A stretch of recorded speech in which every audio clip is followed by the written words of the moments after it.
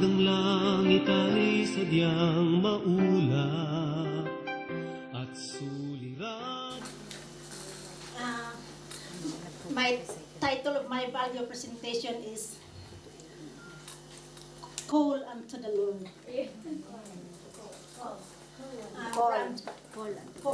Call unto the Lord.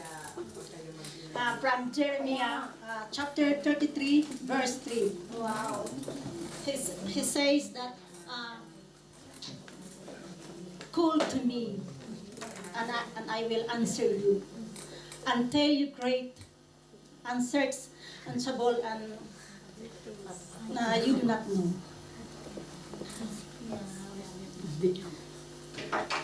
Mga kapatid, example ko itong cellphone na ito. Bakit ay isa sa mga mahalagang gamit natin?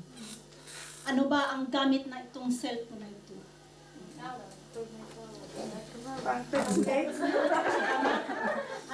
Kapag may cellphone ka, madali ka lang makatawag sa mga kaibigan o sa mga mahal mo sa buhay na nasa malayo. Hindi na kasi uso ang sulat ngayon, mga kapatid. Kapag may cellphone ka, tawag ka lang, makakausap mo na ang gusto mong makausap. Kapag may problema ka, tawagan mo lang ang mga kaibigan o mga taong mga malalapit sa iyo. Akala mo ay mapagkatiwalaan mo. Ang mga iba naman, dahil sa textmate, dito natin sila nakikipag-asawa.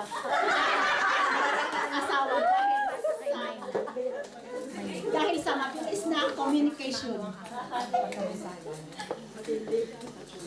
But, and how, if the cellphone has no load, has no signal, and always busy, especially low-bat. What is the purpose of cell phone? What use of cell phone?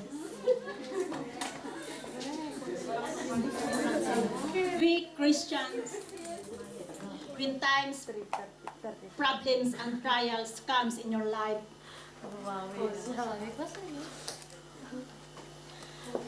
we thought that there's no more solution.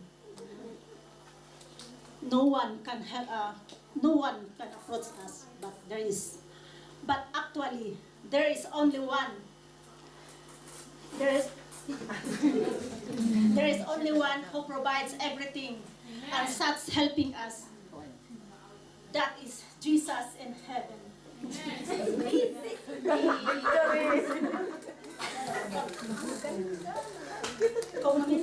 Kung minsan mga kapatid, kung may problema ka, ayaw mong sabihin sa mga iba.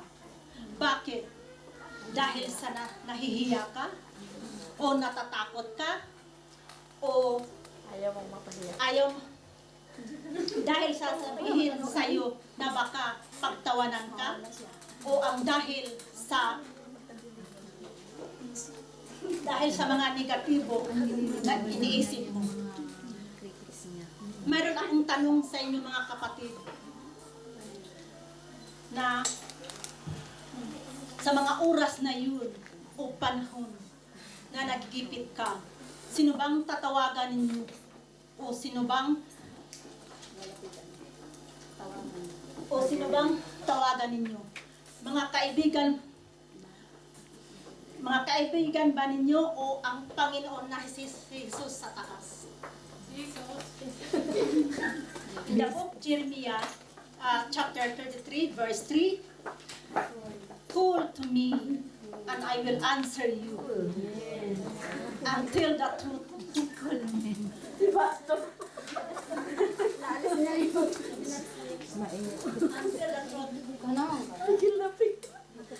And unsearchable things.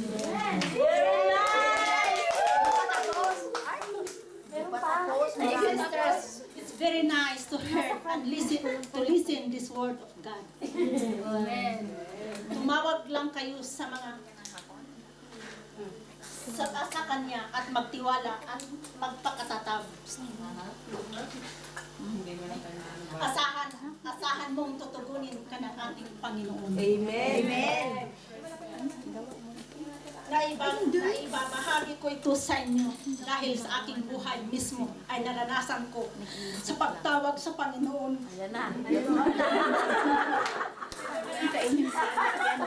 May tissue siya.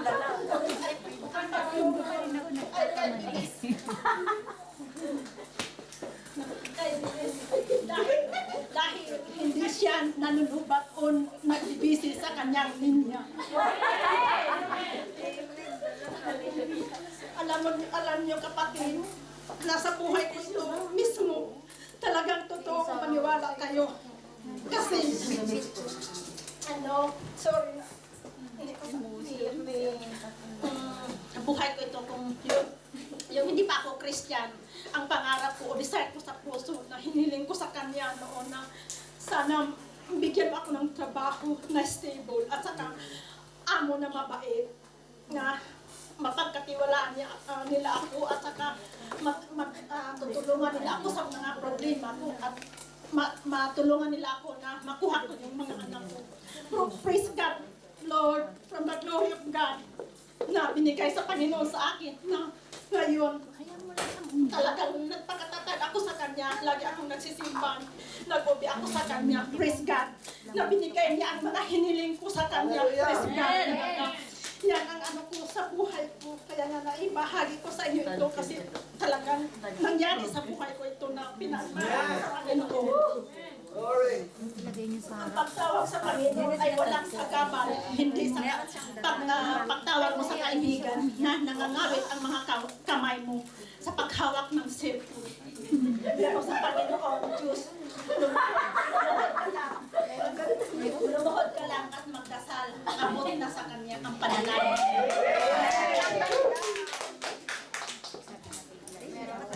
Kagaya sa pagdasal ni Jonah, nang siya ay nasa loob ng tiyan sa malaking isda, dinig pa rin ng Diyos ang panalangin niya na kahit urong-sulong siya sa pagsunod sa utos ng Panginoon. Napakadakila ang Diyos dahil tumawag pa rin siya ang panalangin ni Jonah.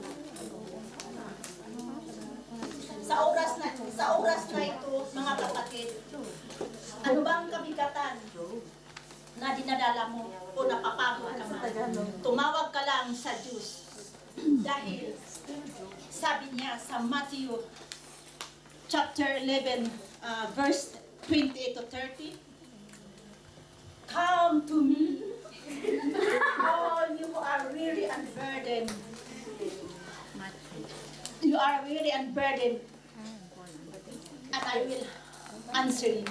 Give you rest. And I will give you. I will give you rest. Sorry. Take my yoke upon you and learn from me, for I am gentle and humble in heart. You will find rest for your souls.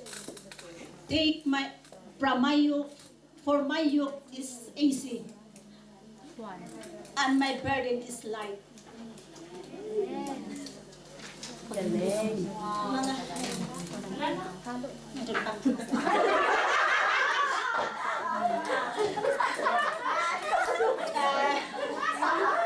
Jesus accepts Jesus Christ. Accept Jesus Christ in your life, and all your wish and desires of your heart.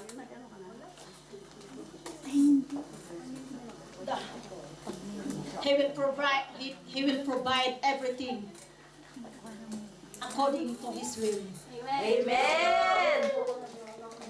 Mga kapatid, alam ba ninyo na ang Panginoon ay hindi kailanman